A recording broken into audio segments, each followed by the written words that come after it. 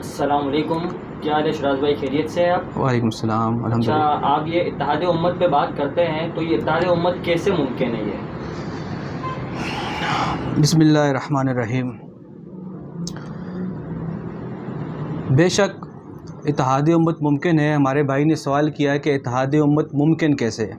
सवाल इनका ये है कि उम्मत के अंदर इत्तेहाद कैसे आ सकता है। मैं चूँकि काफ़ी टाइम से कोशिश कर रहा था कि उम्मत के अंदर इत्तेहाद आए, तो इत्तेहाद उम्मत के लिए सबसे पहले ज़रूरी ये है कि हर इंसान अपने दिल को, अपने नफ्स पर काबू पाए, अपने दिल को साफ़ करे और अपने नफ्स पर काबू पाए। इत्तेहाद उम्मत के लिए सबसे पहले ये ज़रूरी है। जब हम अपने नफ्स को पाक करेंगे, जब हम अपने दिलों को पाक करेंगे, तो अल्लाह के नबी सल्लल्लाहु अलैहि वसल्लम ने फरमाया था, मुसलमान मुसलमान का भाई है। तो जब ये मुसलमान मुसलमान का भाई तब बनेगा जब हम अपने दिलों को, हम अपने नफ्स को पाक करेंगे। तो इत्तेहाद उम्मत की सबसे पहली जो सीढ़ी है, सबसे पहले जो स्टेप है, वो यही है। हम जब ही जैसे ही हम अपने नफ्स को पाक करना शुरू करेंगे, हम अल्लाह की इबादत करेंगे, हम अल्लाह का कुर्ब हासिल करने की कोशिश करेंगे, तो हम जब दूसरे को देखेंगे, बजाय इसके कि हम अपनी अनापरस्ती की वजह से इख्तलाफ करें दूसरे किसी मुसलमान भाई से, जिस तरह आज दुनिया में हो रहा है, इख्तलाफ की जगह हम जब ये सोचेंगे कि हमने अल्लाह की रज़ा के लिए दूसरे मुसलमान को अपना भाई समझना है, और बिलखुसूस जो मुसलमानों की दुश्मन हैं, जो मुसलमानों पे हमला आवर हो रहे हैं, हमने उनको अपना दुश्मन समझना है। जब हम एक दूसरे को भाई भाई कहेंगे, ये सबसे पहला स्टेप है। उसके बाद बिलखुसूस जो मजहबी तबका है, जो आजकल आप देखें, अगर हम मसलक मसाजिद भी हैं एक गली में, तो एक गली से दूसरी गली तक हमारे आपस में इख्तलाफात हैं। हम जब तक इन इख्तलाफात को रोकेंगे नहीं, मैं ये नहीं कह रहा, क्योंकि बहुत सारे अकायद के इख्तलाफात हैं, मैं नहीं कह रहा कि ख़त्म कर दें, कम से कम हम अल्लाह की रज़ा के लिए इन इख्तलाफात को रोकें। हम अपने दुश्मन को पहचानें कि इस वक्त जो हमारे ऊपर दुश्मन मसलत है, हम उसके ख़िलाफ़ खड़े हों।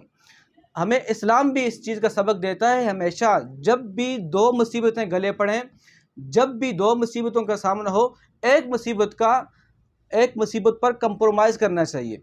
तो आज अगर हम लोग, जो बड़ी मुसीबत है, जिस तरह दुश्मन खुला मुसलमानों का कत्ल कर रहा है, मुसलमानों की बेटियों पे जुल्म कर रहा है, मुसलमानों को हर तरीके से दबाने की कोशिश कर रहा है, अब हम अगर अपने इख्तलाफात में रहे, हम अगर अपनी जो इत्तेहाद की सोच है, इसको हम अगर साइड पे रख दें और हम आपस में लड़ते रहे, तो दुश्मन ने, जिस तरह मैं ये समझता हूँ, पिछली सदी में हमारे ऊपर वार किए, मुसलमानों की बेटियों पे वार किए, मुसलमानों के नौजवानों पर जो तशद्दुद किया, जो जुल्म किया, जो कत्ल गारत किए, तो जब तक हम लोग आपस में एक दूसरे के इख्तलाफात ख़त्म नहीं करें, तो इत्तेहाद कभी भी नहीं हो सकता। मैं आज आपको एक बहुत ज़बरदस्त में बात भी बता देता हूँ कि दुश्मन हमें किस नज़रिए से देखता है, उसकी सोच क्या है, कि हाँ, मुसलमान किस तरह मुसलमानों को तकसीम करते हैं। हम एक दूसरे को तकसीम करते हैं बरेलवी के नाम से, देवबंदी के नाम से, अहले हदीस के नाम से, जबकि दुश्मन, इस्लाम के दुश्मन हमें किसी और तरीके से अलग अलग करते हैं। सबसे पहला तरीका उनका ये है कि दुश्मन हमें, कुफार हमें इस नज़रिए से देखता है, यहूदी हमें इस नज़रिए से देखते हैं, जो मुसलमान हैं, मुसलमानों के अंदर वो 4 ग्रोह तकसीम करते हैं। सबसे पहला ग्रोह, वो कहते हैं कि वो मुसलमान जो सेकुलर है, जिसका मज़हब के साथ कोई लेना देना नहीं है, सिर्फ नाम का मुसलमान है, उससे वो ये समझते हैं, अपने अंदर जब वो बैठते हैं, जब वो उनकी मीटिंग्स होती हैं, उसमें ये कहते हैं हमें इस मुसलमान से कोई डर और कोई खौफ नहीं है। दूसरा, वो मुसलमान जो नमाज भी पढ़ता है, जो रोज़ा भी रखता है, जो हज भी पढ़ता है, हज भी करता है, जो उम्रा भी करता है, जो दीन के साथ मुंसलिक है, लेकिन इससे भी वो कह रहे हैं हमें कोई डर नहीं है। एक वो जो सेकुलर है, उनको तो बाकायदा वो अपने टॉक शो में बुलाने की दावत देते हैं कि इनको आगे बढ़ाया जाए। और दूसरा, वो मुसलमान जो नमाज पढ़ता है, जो रोज़े रखता है, जो ज़कात अदा करता है, ये दूसरे ग्रोह में शुमार करते हैं, इससे भी कह रहे हैं हमें कोई डर नहीं है। तीसरा, वो मुसलमान जो मदारस के तालिब इल्म हैं, जो मसाजिद में ख़तीब हज़रात बैठे हैं, जो मसाजिद के ख़तीब हज़रात हैं, हर जुम्मे को वो एक मजमा इकट्ठा करते हैं, जिनको वो लोग ये कहते हैं कि ये लोग हर हफ्ते जलसा करते हैं, हालांकि किसी मज़हब के अंदर ये जो जलसा है, ये जो जुम्मे का इनेकाद करते हैं, ये किसी मज़हब के अंदर हर हफ्ते में इतने लोग, इतने मुसलमान इकट्ठे नहीं होते।